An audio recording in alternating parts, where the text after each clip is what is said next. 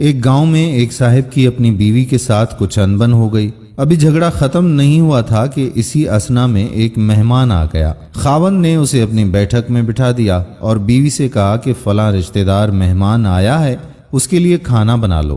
وہ غصے میں تھی، کہنے لگی نہ تمہارے لیے کھانا ہے اور نہ تمہارے مہمان کے لیے۔ وہ بڑا پریشان ہوا کہ لڑائی تو ہمارے بیچ میں ہے، اگر رشتہ دار کو پتہ چل گیا تو وہ خواہ مخواہ کی بات پھیلا دے گا اور خواری الگ سے ہو جائے گی، لہٰذا خاموشی سے آ کر مہمان کے پاس چپ چاپ ہو کر بیٹھ گیا۔ اتنے میں اسے خیال آیا کہ چلو بیوی اگر روٹی نہیں پکاتی تو سامنے والے ہمارے ہمسائے بہت ہی اچھے لوگ ہیں، میں انہیں ایک مہمان کا کھانا پکانے کے لیے کہہ دیتا ہوں۔ چنانچہ وہ ان کے پاس گیا اور ان کا دروازہ کھٹکھٹایا، کہنے لگا کہ میری بیوی کی طبیعت آج بہت خراب ہے، لہٰذا آپ ہمارے ایک مہمان کے لیے کھانے کا انتظام کر دیجیے گا۔ انہوں نے کہا کہ بہت اچھا، کوئی بات نہیں، مہمان آدمی کا کھانا ہم بنا دیتے ہیں۔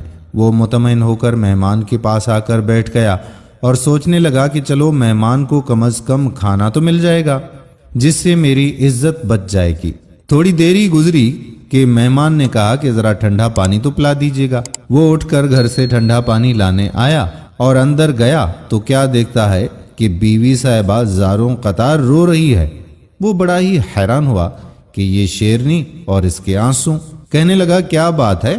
اس نے پہلے سے بھی زیادہ رونا شروع کر دیا، کہنے لگی بس مجھے آپ معاف کر دیں۔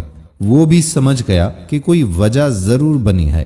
اس کے خاوند نے کہا کہ بتاؤ تو صحیح، آخر ہوا کیا ہے؟ رونے کی وجہ کیا ہے؟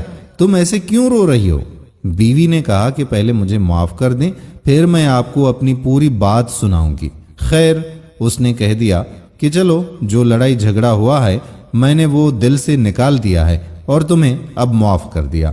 پھر اس کی بیوی کہنے لگی کہ جب آپ نے آ کر مہمان کے بارے میں بتایا اور میں نے کہہ دیا کہ نہ تمہارے لیے پکے گا کھانا اور نہ ہی مہمان کے لیے کچھ پکے گا، چلو چھٹی کرو، مگر اس کے بعد میں نے دل ہی دل میں سوچا کہ لڑائی ہمارے بیچ کی ہے اور یہ مہمان تو رشتہ دار ہے ہمارا، ہمیں اس کے سامنے یہ پول نہیں کھولنا چاہیے۔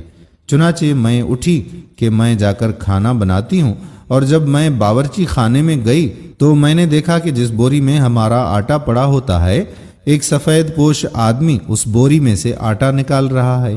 میں یہ منظر دیکھ کر سہم سی گئی۔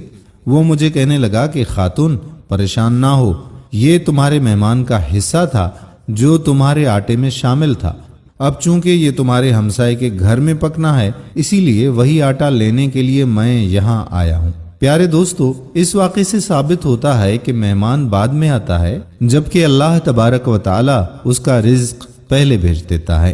ناظرین، یہ واقعہ کتاب خطبات فقیر سے ماخوذ کیا گیا۔ دوستو، اگر آپ کے گھر میں بھی مہمان آ جاتے ہیں تو ان سے اچھا برتاؤ کریں، کیونکہ مہمان ہمارے لیے باعث رحمت ہوتا ہے۔ اللہ تعالی ہمیں صراط مستقیم پر چلنے کی توفیق عطا فرمائے، آمین ثم آمین۔